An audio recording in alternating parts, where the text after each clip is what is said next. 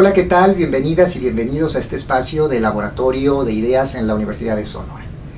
El día de hoy contamos con la presencia del profesor Javier González Gutiérrez, profesor del Departamento de Economía de la Universidad de Sonora, maestro en Economía por la Universidad de Arizona, doctor en Economía por la Universidad Autónoma de Nuevo León, especialista en Economía Experimental y docente que recientemente se ha integrado a nuestra máxima casa de estudios.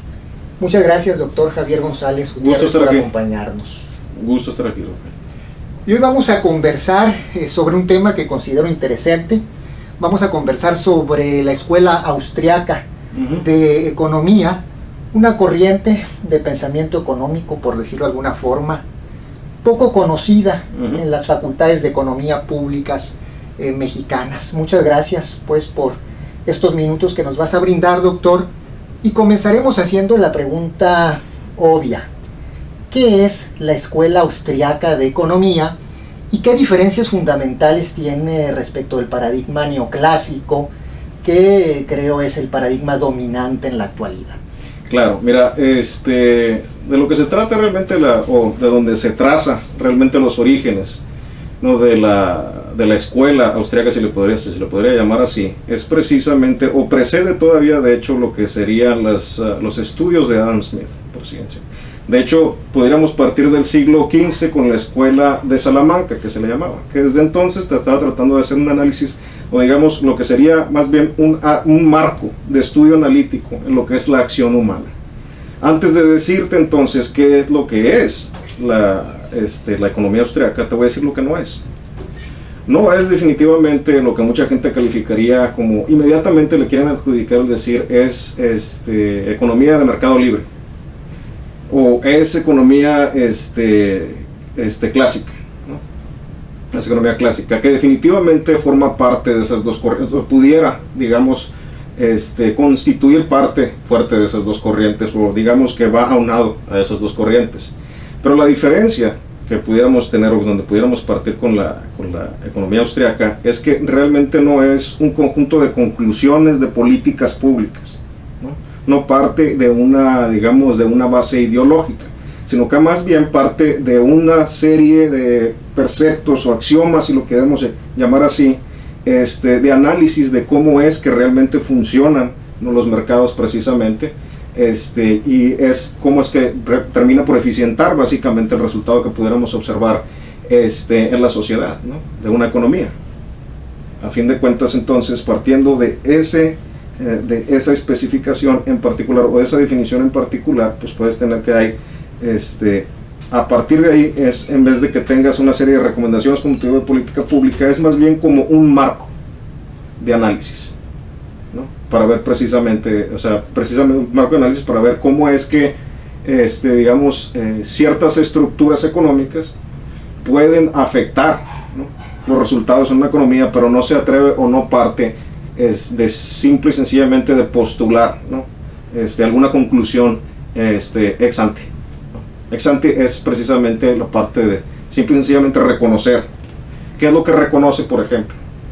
Pues reconoce que los individuos toman decisiones. Solamente los individuos pueden tomar decisiones. Cuando hablamos que el gobierno sube impuestos, el gobierno no sube impuestos. Hay personas que trabajan en el gobierno que toman una decisión basado en, digamos, en cierto conocimiento limitado o no, que se lo pudiéramos ver, y esa es parte del análisis, de subir o poner un impuesto en particular.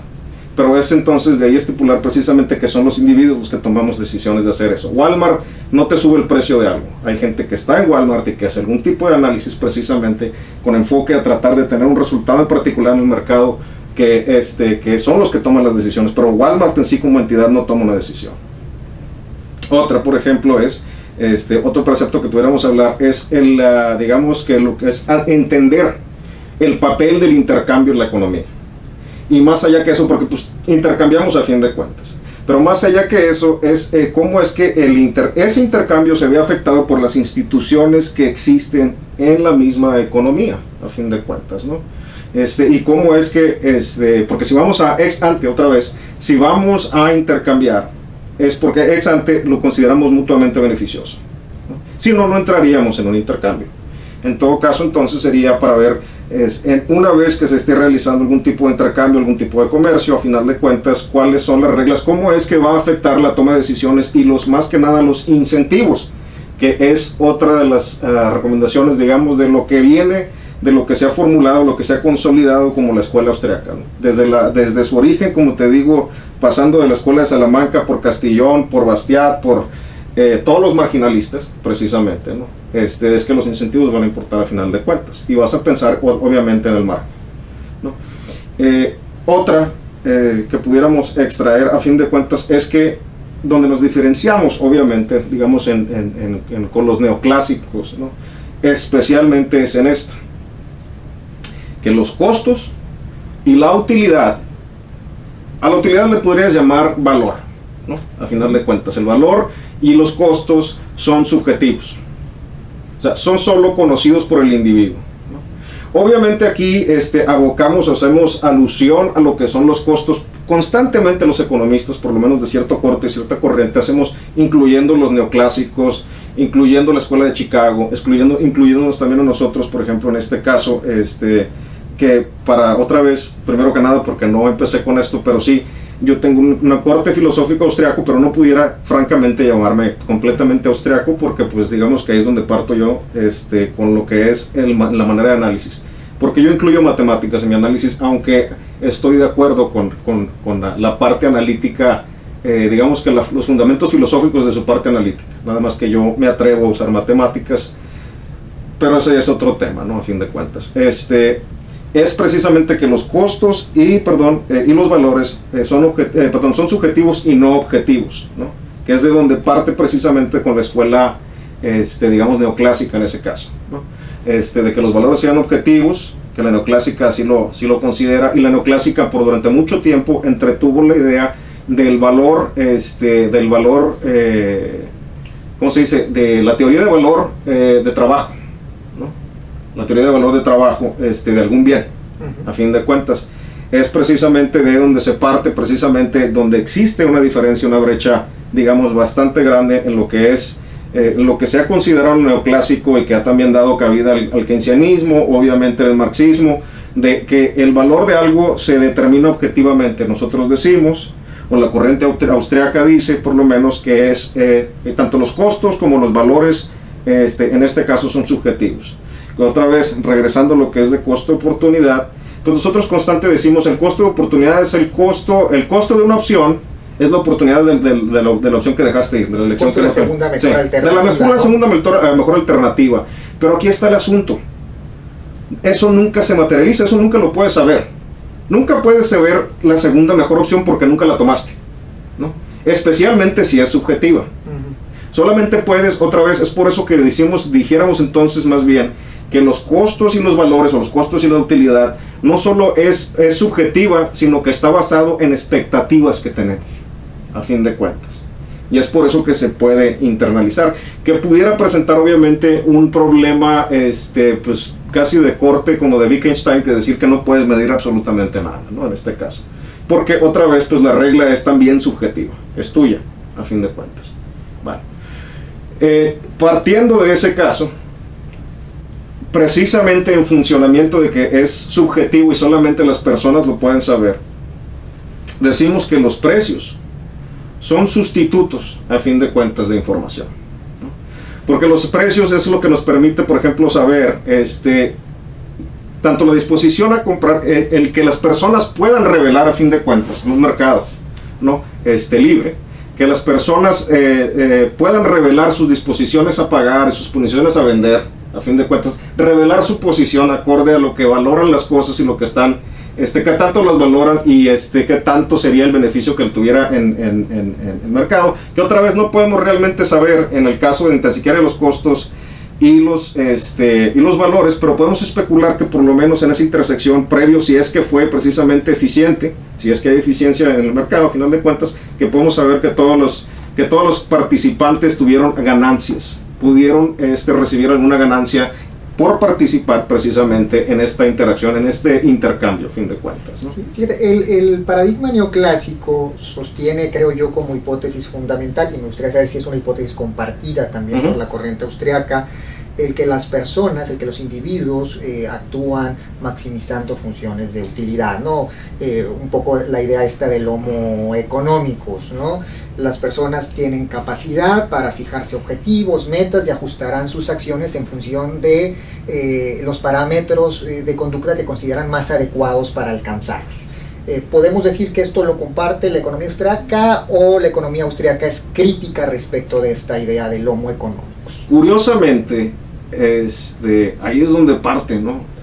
Sí, pero curiosamente, digamos que tanto la austriaca como la keynesiana, diría yo, hacen crítica. Esto sería más bien la neoclásica, que es muy, digamos, que empareja mucho, que encaja mucho con la narrativa de la escuela de Chicago, que sí cree, digamos, en la racionalidad de las personas, en su toma de decisiones, aunque diga, bueno, lo que te dice la escuela de Chicago, que otra vez se apega a esa definición que es más neoclásica, tienes razón, es que las personas, que bueno, puede haber anomalías, ¿no? Pero digamos que en el promedio, que en su totalidad de las cosas, pues las personas se manejan más precisamente por una maximización de utilidades y que tienen básicamente pudiera decirse con cierto grado hasta omnisciencia, no solo racionalidad, ¿no? Sino que, y entonces implicando que van a tomar, que su toma de decisiones va a ser sistemática, ¿cómo se llama? Va a ser con propósito y sistemáticamente para cada vez maximizar sus ganancias, ¿no? Y obviamente es por eso que la decisión que tome pues va a reflejar eso en una economía. Ahora, agarras, aunque se encuentran en lados opuestos de un espectro, a fin de cuentas, el keynesianismo y tanto la economía austriaca hacen una crítica precisamente de eso. ¿Cómo lo hace el keynesianismo? Bueno, el keynesianismo dice, no, bueno, las personas no son racionales y se van a guiar por, como decía el mismo Keynes, por espíritus animales, y es por eso que una economía debería ser, para poder evitar precisamente las ineficiencias que se darán precisamente porque no existe esa racionalidad en el mercado, y cuando no esté de alguna manera controlada la misma economía, pues es por eso que se tiene que planear centralmente, ¿no? Es por eso que no podemos hacer caso a ese modelo de racionalidad. Pero no sería eso, digo, yo sé que estás hablando de keynesianismo, pero no sería eso una crítica no tanto a la ausencia de racionalidad, sino a la responsabilidad del Estado frente a los fallos de mercado, porque al final de cuentas es cierto que los mercados no siempre funcionan adecuadamente y me vienen a la mente problemas de asimetría de información del tipo agente principal, del tipo generación de mercado de limones, del tipo monopolios. Sin embargo, en la mayor parte de las ocasiones el mercado parece funcionar pues más o menos bien. La gente, si sube el precio de algún bien, de algún servicio, pues tiende a demandar una cantidad menor de ese bien. En caso contrario, si el precio baja, tendemos a demandar una cantidad mayor, y al final de cuentas lo que estamos revelando ahí es que nuestro comportamiento no es errático, sino que sigue una lógica. Claro. Luego, otra cosa distinta es que a la hora de tomar las decisiones, la información que tenemos no tenga buena calidad y tomamos malas decisiones, pero en función de la información que teníamos, ¿no? Entonces, claro. ¿Hasta qué punto? Y eso entra en el punto de lo que es la racionalidad limitada, ¿cómo se llama? De Herbert Simon. Pero regresando a tu punto, ¿no? Que es un punto que pues pudiera considerarse válido. Dice uno, bueno, los mercados no siempre funcionan. ¿Bajo qué condiciones? ¿No? Porque podemos decir los mercados no funcionan, pero otra vez es bajo qué condiciones precisamente es que no funcionan. Porque es muy fácil, obviamente, pues decir, bueno, es que los mercados no funcionan, pero ¿cuál era las condiciones bajo las cuales no estaban funcionando, ¿no? Y luego también decir, comparar, bueno, es que se tiene que medir, es buscar una intervención del gobierno, a qué extenso y cómo funciona. ¿Va a aliviar realmente este problema de asimetría? Pues la experiencia muchas veces es que no siempre. Hay veces que sí, en casos extremos pudiera considerarse alguna intervención limitada. El problema es eso, que permanezca limitada, que casi nunca, que ahora se vuelve un problema obviamente político a fin de cuentas, pero todavía de incentivos, que casi nunca se limita o que casi nunca es limitada, ¿no? Casi, como decía Henry Hazlitt, no hay nada más permanente que un programa temporal del gobierno, ¿no? A fin de cuentas.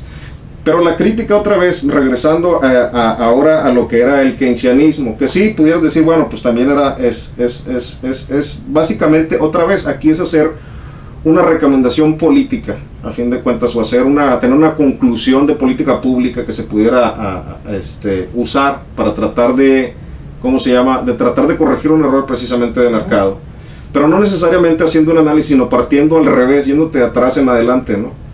Partiendo de lo que es, digamos, lo que quisieras observar, y tratando de básicamente hacer un análisis normativo en vez de positivo, en vez de irte de las bases de lo que es otra vez el marco de análisis y ver cuáles son las conclusiones, para que de ahí partir de decir, bueno, nosotros no estamos haciendo una conclusión de política pública, lo único que te estamos diciendo es qué va a pasar si haces esto. Un análisis de economía positiva, ¿no? Sí, descriptiva, más sí, que de economía normativa, sí, ¿no? De qué es lo que realmente en la realidad es lo que pasa, pues, cuando vemos lo que es la acción humana, que otra vez, que precisamente lo que otra vez ahora, yéndome por el lado austriaco, que voy a poder atarlo ahora a otro concepto, que sería precisamente, ahora hablando de la crítica que hace la escuela austriaca precisamente de este modelo del homo económicos, es que dicen, bueno, es que tienen razón los keynesianos. Sí, cierto, la gente no es necesariamente racional, pero te acaba de decir precisamente, ¿no?, que las instituciones importan a fin de cuentas a la hora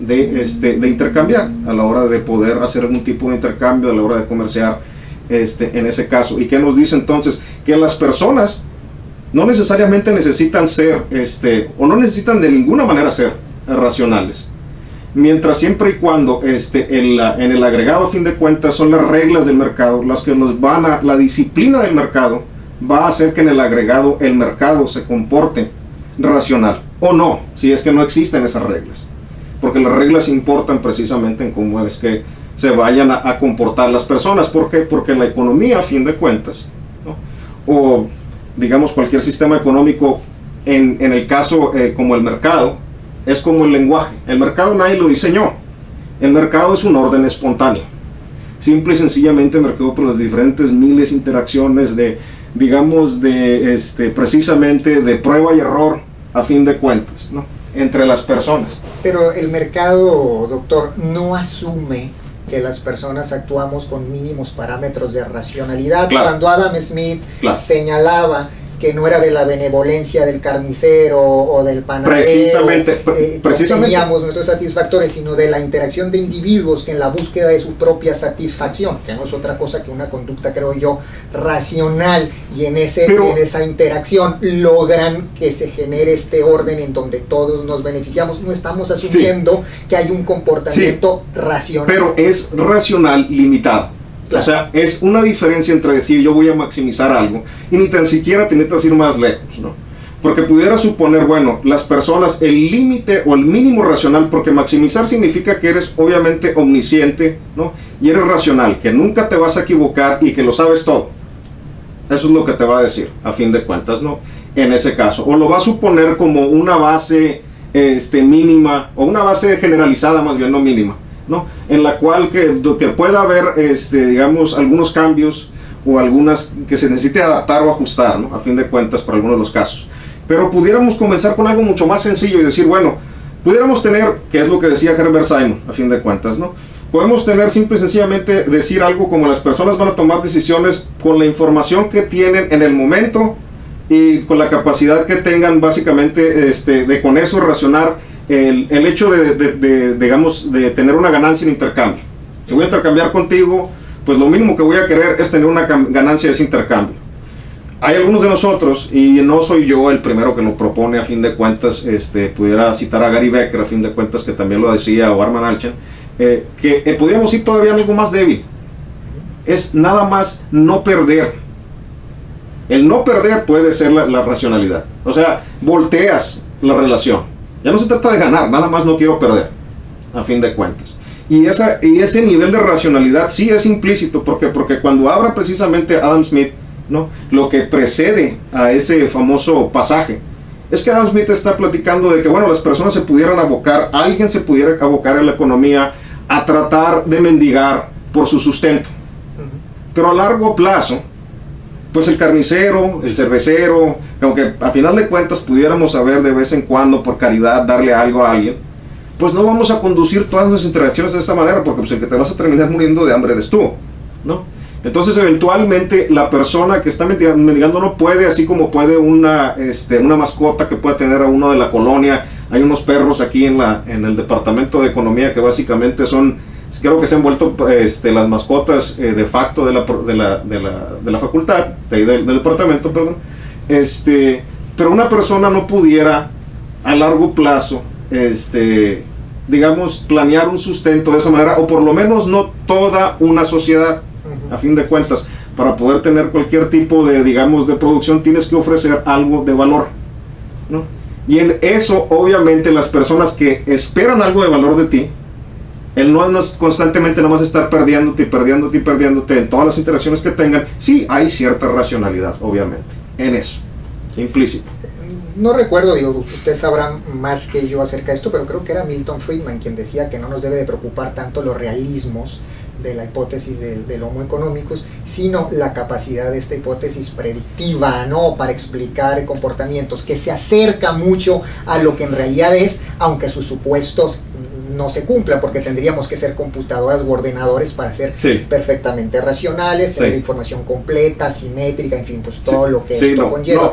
Y sin embargo yo a Friedman, y probablemente me equivoco, yo no lo identifico tanto con la escuela austriaca, sino que creo que los trabajos de Friedman se hacen en función de la tradición neoclásica también. Claro, pero Friedman curiosamente sí era aparte o era miembro de la sociedad de Montpellier, ¿no?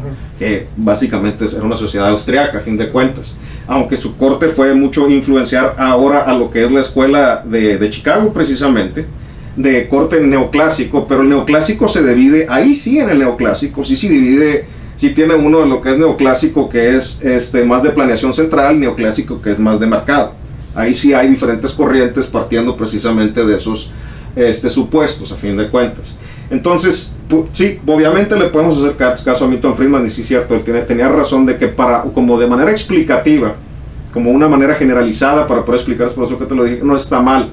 Pero ¿cómo es que sí puede estar mal? Cuando lo toman muy en serio, personas a la hora de criticar precisamente el mercado, es fallar precisamente, y eso es mi única crítica que sería a lo que estaba diciendo Milton Friedman, de decir lo que acaba de decirte yo aquí, es que no necesitamos ni tan siquiera que exista racionalidad de las personas para que funcione por lo menos una institución. Es reconocer, digamos, que Milton Friedman no le estaba dando el suficiente peso o valor a las instituciones, y cómo es que a través de o alrededor de las instituciones es como nos venimos organizando, y es como a final de cuentas vamos a tener mayor o menor eficiencia en una economía. Podríamos concluir, y tú me corriges, doctor, si me equivoco, entonces a partir del planteamiento austriaco, que dado que no necesitamos que los individuos sean racionales, y que los mercados lo que hacen es generar a través de este mecanismo un orden espontáneo, que lo que deberíamos de hacer es dejar que los mercados funcionen, y entonces de ahí derivar estas conclusiones de que el Estado debe delimitarse a ciertas funciones esenciales, como lo puede ser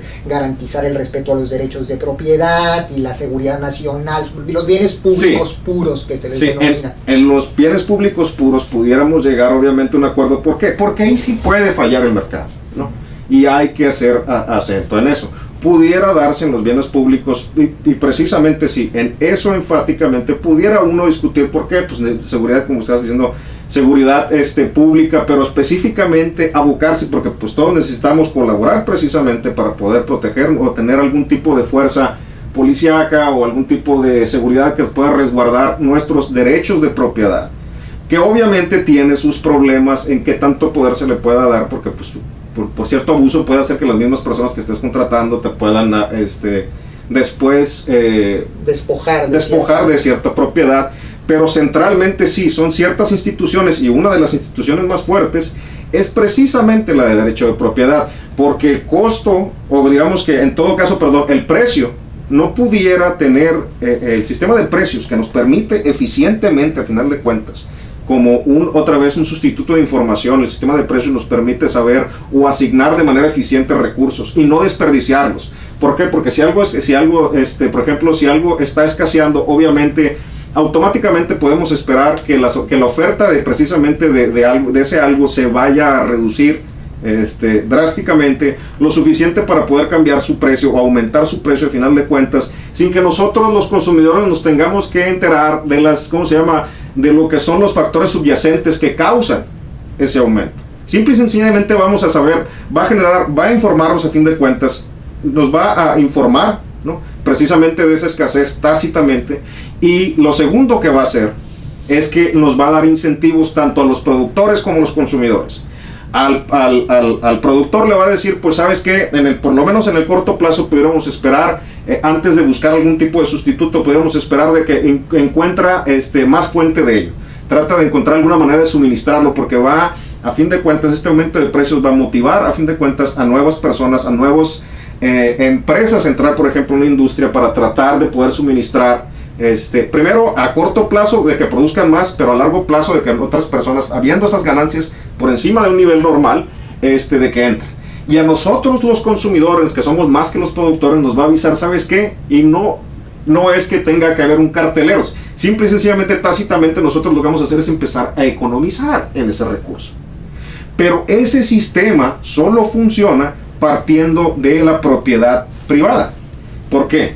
Porque partiendo solamente es cuando ese sistema de precios solo funciona cuando personas de verdad, no entidades en el abstracto, sino personas de verdad tienen que negociar el uno con el otro, precisamente en valor y costo, a fin de cuentas. Hay ciertos conceptos que creo que son fundamentales en la economía neoclásica y particularmente en la microeconomía, que me gustaría saber si son compartidos por la perspectiva austriaca, ¿no?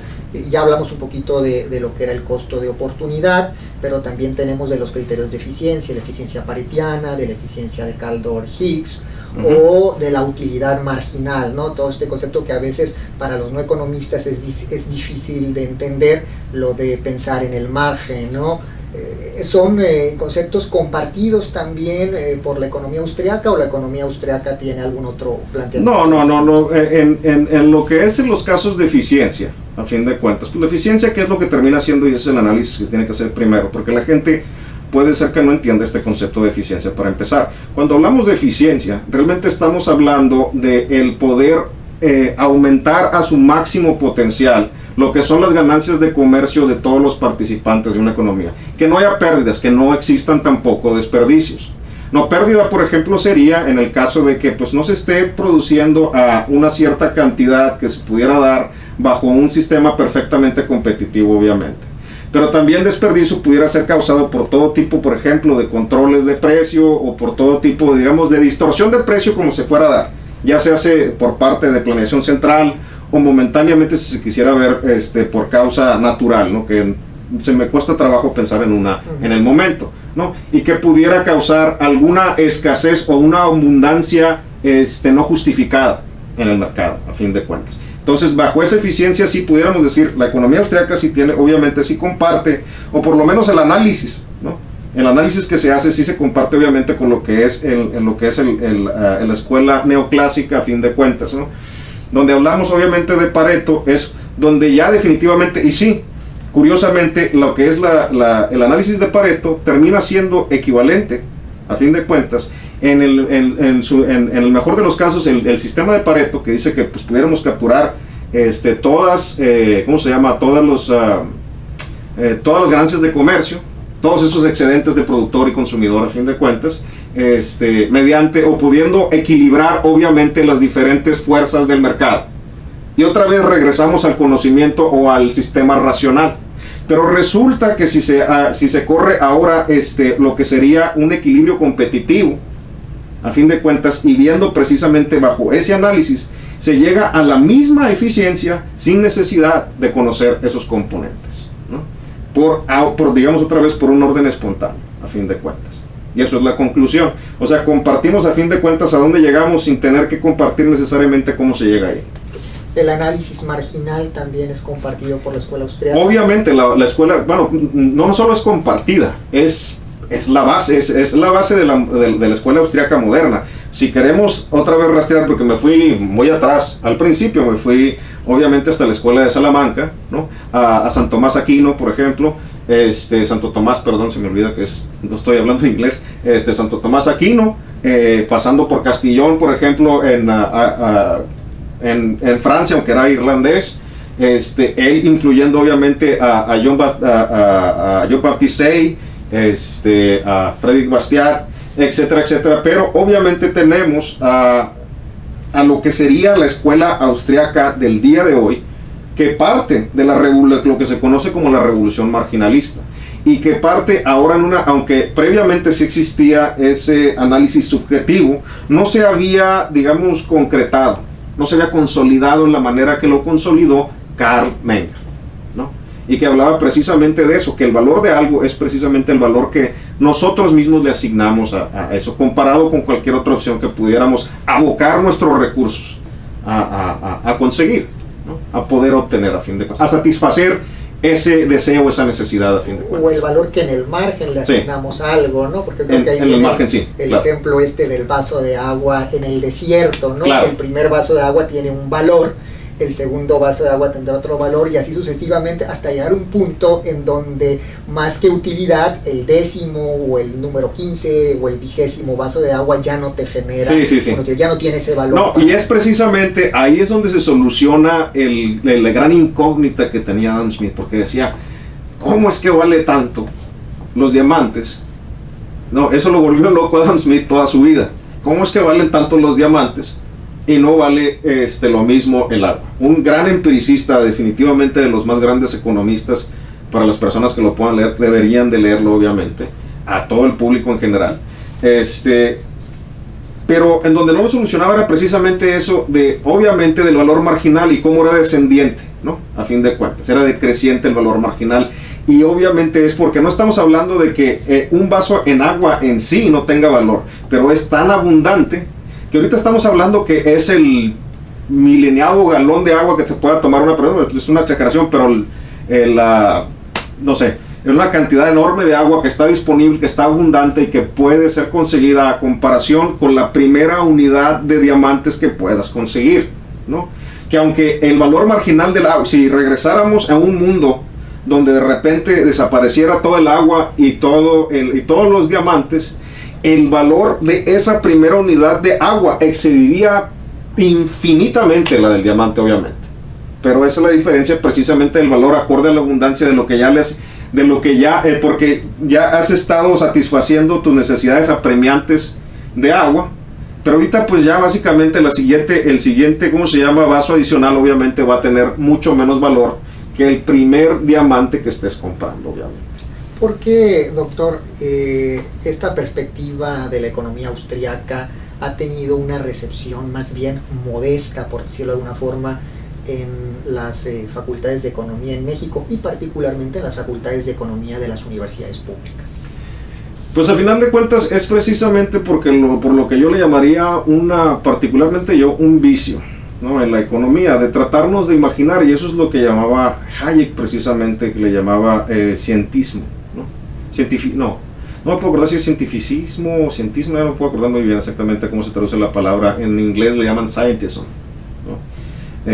Y es la frase que más me acuerdo yo precisamente de Hayek, precisamente a esto, es que la tarea principal de la economía es enseñarle al humano, ¿no?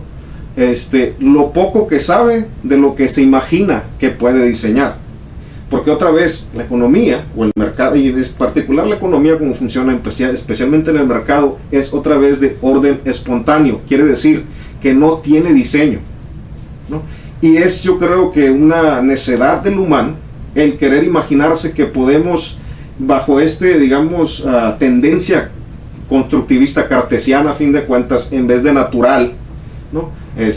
Digamos, agarrando a Hume agarrando a Descartes con en todo caso Voltaire o Locke o Hume, ¿no? De decir, bueno, pero es que son órdenes emergentes, es natural, es biológico, son las condiciones. Es la insistencia de querer ver a la economía como una máquina que puedes manejar, que puedes torcer ¿cómo se llama? Algún tornillo por aquí y luego podemos hacer esto por acá, y si le pones esto y lo otro, en vez de tratar de ver a la economía como un sistema biológico, por eso se llama economía, o sea, por eso comparte eso con una ecología, ¿no? Es para propiciar, a la hora de quererlo ver del lado más austriaco, es como propicias más bien lo que es las condiciones necesarias, partiendo de un análisis, partiendo de un marco de un análisis, para que pueda existir esta prosperidad que tanto queremos, ¿no? A fin de cuentas. Pero no es muy popular, obviamente, con este constructivismo que ha tomado en los, digamos, fácilmente, por lo menos aquí en México, allá en Estados Unidos solía ser también la norma, digamos, de por allá de 1890 a 1980, una asimetría bastante curiosa ahí, ¿no? Donde precisamente, como te estaba diciendo, el pensar en el tener ese arraigo de valor objetivo de las cosas y valor trabajo, y teoría de valor trabajo precisamente de las cosas, es lo que estaba empujando hasta cierto, si no marxismo, por lo menos keynesianismo, ¿no? A fin de cuentas, que yo creo que todavía sobrevive aquí. Seríamos afortunados en México que fuera keynesianismo, ¿no? Aquí estamos todavía, digamos, en las universidades hay una tendencia muy fuerte, ¿no?, hacia lo que es el marxismo, en departamentos de economía, a fin de cuentas. Y entonces si agarras algo que te dice, bueno, pues es que es básicamente todo lo que estás diciendo, pues lo podemos comprobar de que pues no es necesario lo que tú estás diciendo, sino no es precisamente esas recomendaciones basadas digamos, en esos supuestos, pues resulta que no necesita ser así, ¿no? Y otro que llega, digamos, al corazón de lo que es mi investigación, que es mucho de mi investigación parte precisamente en el sistema de determinación de precios, quitando todos los supuestos. Es curiosamente donde yo puedo con evidencia empírica mostrar, o he podido con evidencia empírica mostrar precisamente que de hecho que solamente necesitamos la disciplina del mercado para llegar a estos resultados, que serían tan eficientes como Pareto, ¿no?, que es el mejor Pareto al que puedes llegar a fin de cuentas, ¿no? Pero no requiere precisamente de todas las recomendaciones de política pública que digamos que han sido el fundamento de lo que son las escuelas aquí en México, todavía. Vuelvo, en base a lo que estás comentando, al planteamiento neoclásico para saber cuál sería la visión austriaca, en el sentido de que se ve al mercado como la mejor forma de gestionar recursos que son escasos, que son susceptibles de usos alternativos, y al final de cuentas para lograr lo que conocemos como eficiencia. Pero hay un debate también en la literatura sobre la pugna que existe entre los criterios de eficiencia y equidad. Al final de cuentas, las personas tienen también intereses, o creo yo que hay un sentir compartido por muchas personas de que los bienes que se gestionan a través del mercado no siempre se reparten equitativamente, o que en este proceso de intercambio dentro de los mercados hay ganadores y perdedores, y que se justifica en función de que la ganancia de los ganadores permita, por lo menos en teoría, compensar a los perdedores. La idea esta de la eficiencia, claro, de Kaldor-Hicks, ¿no? Uh-huh.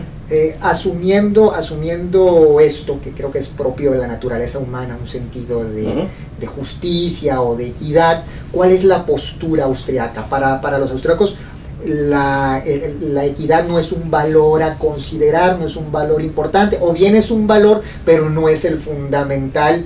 Y lo fundamental es alcanzar la eficiencia, porque alcanzando la eficiencia, tarde que temprano, los menos desfavorecidos se irán favoreciendo cada vez más. Un poco esta idea de que la riqueza se genera y empieza a caer y todos nos empezamos a beneficiar de vamos viéndolo parte por parte. Lo que definitivamente no es esta visión utilitaria, lo de Kaldor-Hicks. Definitivamente esa no es la postura austriaca, ¿no?, a fin de cuentas. Ahora, vamos definiendo qué es lo que se puede y lo que no se puede, proveer por la naturaleza de los bienes. Los bienes hay dos dimensiones por las cuales un bien se define, ¿no? Si el bien es excluible y si el bien es rival, a fin de cuentas. Sabemos que, por ejemplo, el par de pantalones que yo traigo puesto, solamente yo lo puedo traer puesto, a fin de cuentas. Por eso es lo que lo define, ¿no? Que si yo lo compro, la mejor manera de asignarlo es precisamente porque puedo excluir a otra persona de usar este par de pantalones que traigo puesto. Que son los dos criterios que definen si sea un bien público o un bien privado, ¿no? Sí. Bueno, son los extremos opuestos, pero no son los únicos, ¿no?, a fin de cuentas. Por eso que existen las dos dimensiones, ¿no? Porque si los bienes privados son aquellos que se proveen mejor por el mercado. El bien privado precisamente se provee mejor por el mercado por el hecho de que es excluible, es precisamente que puede básicamente tener una ganancia a la hora de producirse, y el hecho que sea rival es lo que nos garantiza que va a ser eficiente a la hora de asignarse precisamente este recurso, a fin de cuentas. Del otro lado tienes el bien que es meramente público, ¿no? Pudiéramos considerar, por ejemplo, lo que es la televisión, lo que es la radio, en su modalidad no actual, no, no en el sentido de que en el sentido de que hoy en día pues tienes cable, tienes todo tipo de... Vamos hablando de lo que es simple y sencillamente de señal abierta. El espectro, de la radio, de la televisión. De la radio y la televisión. Pues simple y sencillamente existe. Y obviamente pudiera seguir existiendo. No necesita, a fin de cuentas, no hay esa exclusividad, ¿no? Porque todo, no puedes excluir a nadie, perdón. No es rival en su consumo, pero creo que es un bien que tiene límites, ¿no? El espectro de la radio tiene, creo yo que tiene, bueno, la televisión tiene... En alcance. En alcance no tanto, es por eso que tienes longitud, tiene amplitud y sí, longitud. Pero la amplitud, siempre que estés lo suficientemente cerca, no es como el bandwidth de Wi-Fi, ¿no? Porque Wi-Fi ya, por ejemplo, entra en un área, digamos, que es un poquito más gris, a fin de cuentas. Es por eso que me estoy refiriendo a la radio y a la televisión y no necesariamente al Wi-Fi, ¿no? Que es no excluible y que es definitivamente no rival en ambos de sus casos. Pero en un principio, porque siempre vas a tener el problema, en el mercado ¿cómo se pudiera proveer? Pues no se puede proveer necesariamente, no se pudiera, o se pensaba que no se pudiera proveer, a fin de cuentas, por el mercado. ¿Por qué? Porque pues bueno, si yo pago, si digamos que pasara la charola para poder tener alguna señal, etcétera, etcétera, algún cierto tipo de programación o diferentes canales y que pudiera depender obviamente de contribuciones, pero ¿qué va a pasar? Si una persona puede contribuir, o si una persona contribuye, pues puede ser muy bien que solo necesites un número mínimo de personas que contribuyan y todos los demás lo van a, burdamente diciendo, van a gorrear. Es el free rider. Sí, ¿no? free rider. Polizón, ¿no? El polizón, me gusta decirle gorrear, porque pues es como más dialéctico, el dialecto de nosotros aquí, perdón, en Sonora, ¿no? Nos va a gorrear, vaya, en México, es que te estén gorreando, un oportunismo, vaya. Sí. Que las demás personas vayan a tomar ventaja y que de todas maneras se vaya a proveer bien. Pero existe un problema obviamente de eso, si es que lo quieres proveer mediante los mismos medios que fueran del mercado. ¿Por qué? Porque a final de cuentas las personas se van a dar, se van a dar cuenta a fin de todo que si tú aportas o no aportas, la provisión va a ser la misma. ¿Qué es lo que quiero decir? Sí. Que si hay suficiente, que si se junta lo suficiente, si digamos se necesita 1 millón para que este año se funden todos los programas de radio, a fin de cuentas. Que te gustan y quieres y todo eso, y pues que básicamente si podemos suponer que aquí Hermosillo está alcanzando el 1 millón de personas, que sería, que nomás necesitarías 1 millón de personas, para que pusieran $1 cada una. A lo mejor obviamente pues algunas personas van a poner más, y lo que puede pasar es que tú puedes decir, bueno, es que a lo mejor, no solo eso, sino que algunas personas pusieron la mayoría y otras van a poner menos, y tú puedes suponer que sabes que pues realmente para que se vaya a proveer ese servicio o ese bien, pues dices tú, si ya estoy seguro que todos los demás van a contribuir, en el margen mi dinero realmente no va a ser un gran cambio, se va a proveer de todas maneras. Y en el otro, y volteando a eso ahora, es que si dices, bueno, si yo aporto, pero al final de cuentas vamos a hacer muy poco, si no vamos a alcanzar a cubrir el costo de esto, no se va a proveer. Entonces, de cualquier manera, no hay incentivo para proveer a ese, porque si se vaya a proveer o no, tu contribución no va a importar, a fin de cuentas. Claro, porque el incentivo que se genera es hacer polizón, ¿no? Si tú ves que los demás no aportan y reciben ese bien o ese servicio, pues lo lógico, lo racional, por decirlo de alguna forma, es no aportar. Y terminamos en un escenario trágico, en donde nadie aporta y en donde no se provee. Sí, pero en ese análisis requieres digamos, de enterarte quién o no proveó. Ese es el chiste. Lo que estoy diciéndote yo es que ni tan siquiera es necesario eso. ¿Por qué? Porque pudiera racionar simple y sencillamente de que si va a haber suficientes, a lo mejor ni tan siquiera te importa que otros no aporten, pero lo que sí te va a importar es que vaya a ser provisto o que no vaya a ser provisto, y qué tanto va a afectar tu decisión para lograr esa meta. Y pues resulta que en cualquiera de los dos escenarios, el que tú aportes no afecta absolutamente nada, ¿no? Que existe el problema de polizón, sí, obviamente existe, pero de todas maneras todavía existe el problema de polizón. Por ejemplo, aquí en México, 12.5% realmente de toda la fuerza laboral, incluyendo la fuerza laboral, tanto en el sector, en lo que es el sector formal y el sector informal, terminan siendo los que pagan impuestos, ¿no?, sobre la renta. 12.5%. Y a fin de cuentas esa gente, pues, digamos que no se organizan en marchas de resistencia civil para no pagar, ¿no? Sí, déjame, yo sé que a lo mejor nos estamos saliendo un poco del tema, sí, esto de la economía austríaca, pero déjame plantearte un ejemplo hipotético sobre lo que estamos conversando. Vamos a imaginar que tenemos un modelo de Estado en donde el Estado tiene una intervención mínima en la economía. Es más, vamos a asumir que la única función del Estado es garantizar los derechos de propiedad y la seguridad nacional, el ejército, no la defensa ante un enemigo extranjero. Vamos a suponer que tenemos sistemas de salud, de educación totalmente privados. Sin embargo, el mantener un ejército es costoso. Y no puedo yo pensar en este momento en otra forma a través de la cual el Estado puede costear los servicios de un ejército que no sea a través de un esquema impositivo, aunque sea mínimo, en donde todos debamos de participar para mantener a ese ejército del que todos nos beneficiamos. Sin embargo, bajo la lógica del gorrón, dado que la protección que el ejército brinda de un enemigo extranjero a los habitantes nacionales no permite excluir a ninguno de los que estamos dentro del territorio, podríamos pensar en que se presente este fenómeno del polizón, en donde yo decido no pagar mis impuestos a sabiendas que el ejército de todas formas hará su labor y yo me beneficiaré de ella. Y si todos piensan igual, nadie termina pagando impuestos y entonces no podemos mantener al ejército, y entonces nos encontramos en una con una decisión racional, por decirlo de alguna forma, que tomamos todos y cada uno de nosotros. En el agregado, lo que ocasionamos es una situación en donde todos estamos peor que las que nos encontrábamos antes, ¿no? Claro, obviamente eso es una preocupación válida, pero vamos empezando con lo primero que dijiste, ¿no? De que pues necesitaríamos un ejército, obviamente, de manera financiado de manera pública a través del erario.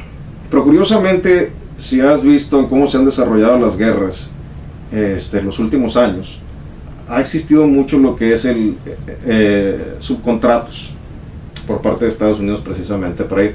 Sí han tenido ciertos escándalos, pero no más allá de las mismas impugnaciones que se le han hecho de abusos de derechos humanos a los mismos ejércitos, a fin de cuentas, ¿no? Y resulta que no solo son más eficientes en hacer el trabajo que van a hacer estas empresas privadas, ¿no? Militares, a fin de cuentas, que son, como le llaman allá, contractors, ¿no? Que van y pelean, sino que salen más baratas también. Es más eficiente el costo en el que lo sale. Obviamente, sí, digamos que pudiéramos debatir los méritos de tener un ejército financiado, privada o públicamente. ¿Por qué? Porque pudiéramos imaginarnos que obviamente pues personas quienes tendrían a financiar pues más vehementemente este ejército, esta protección, pues obviamente la gente que tiene más. Pero luego vamos sobre el tema de que, bueno, ¿cómo es que podemos? Y algo que ignoramos ahorita hace rato, que estás haciendo, discúlpame, que es el punto de equidad. ¿Cómo puedes garantizar que me vayan a tratar de la misma manera? Esta seguridad que estás contratando, si tú estás pagando más.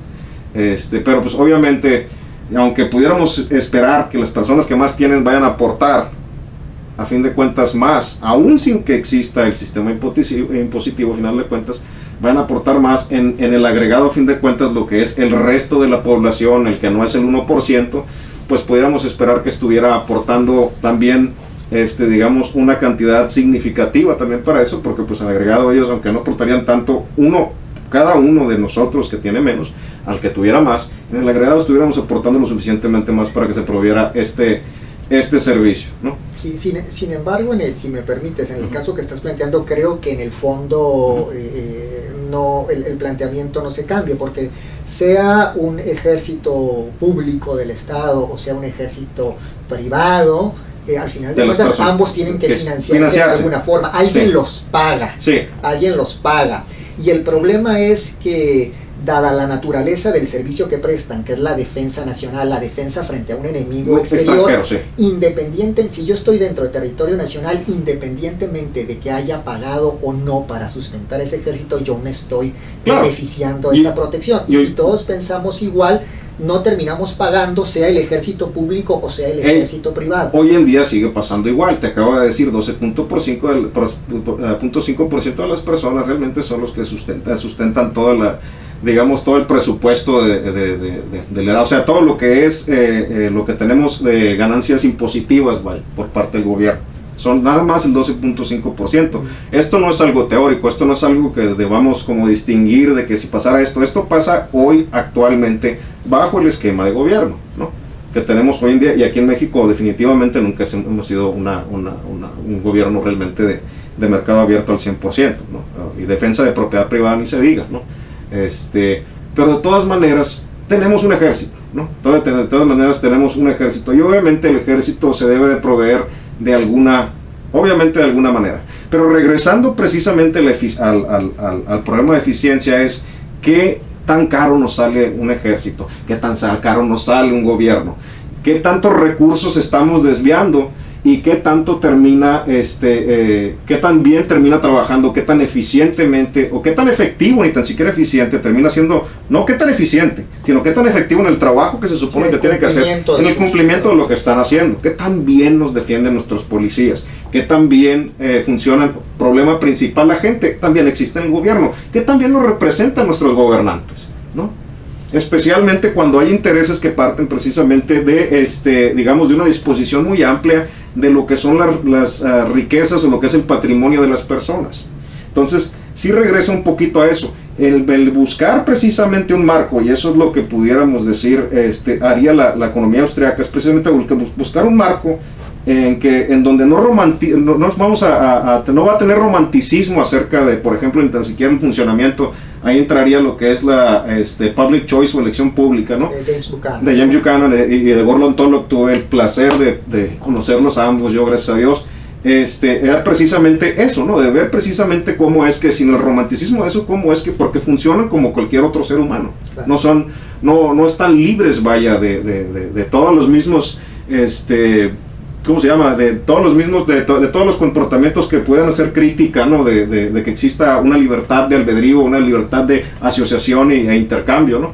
¿Por qué? Porque pueden ser igual, o tal vez en autoselección, tal vez peor, a la hora de decir en avaricia, ¿no? En alguna tendencia a servir más el interés propio que el interés común o el interés social, a fin de cuentas, ¿no? Pues sin lugar a dudas, doctor, un tema muy amplio que nos puede llevar pues horas de conversación y brincando de tema en tema. Yo creo que nos ha sido de mucha utilidad para tener un panorama más claro acerca de lo que es la economía austriaca. Sé por una conversación que tuvimos con antelación, no hay una sola economía austriaca, no es lo mismo von Mises que Hayek, por ejemplo, o que muchos otros. Sí. Como última pregunta, y más que pregunta, una recomendación, sobre todo a nuestro público que pudiese estar interesado en indagar y en conocer un poco más acerca de estas alternativas al enfoque tradicional de la economía. ¿Qué autores o qué obras recomendarías como introductorias dentro de estos temas? Esencial, aunque digamos es fuerte, la lectura involucra a las personas, se tiene uno que sumergir, pero es particularmente para mí Acción Humana de Ludwig von Mises es total y absolutamente crucial. Pero no podemos dejar atrás todas sus otras obras previas también, y después de esas, por supuesto. Pero también vale partir, yo diría, desde Santo Tomás Aquino. Uno puede empezar a encontrar, digamos, ese tipo de marco analítico, de buscar, de partir precisamente del análisis de la manera, digamos, un poquito más empiricista que se pueda encontrar, y que pasa, obviamente, no puede descartar uno a personas como Adam Smith, obviamente, porque es lo que, digamos, que de cualquier manera es influencia y evoca a muchos de los análisis que podamos citar, tanto previos para él, que él condensa, que los que parten precisamente de sus mismos análisis, ¿no? Pero pasando obviamente por Karl Menger, Eugene von Bocker, el mismo Mises, Hayek, Murray Rothbard, y diría que la escuela austríaca actual también hay muchos buenos autores contemporáneos.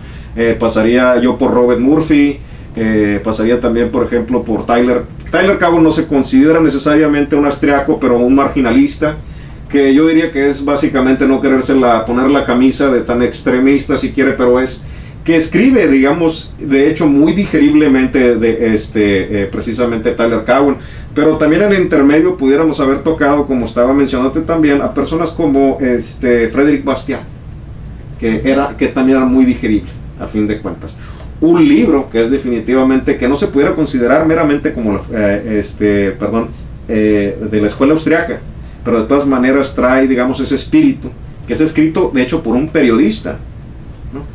Digamos que para escribirlo de una manera más digerible lo que estaba diciendo, o lo que venía diciendo la escuela austriaca, a fin de cuentas, es el libro de Henry Hazlitt, Economía en una lección, ¿no?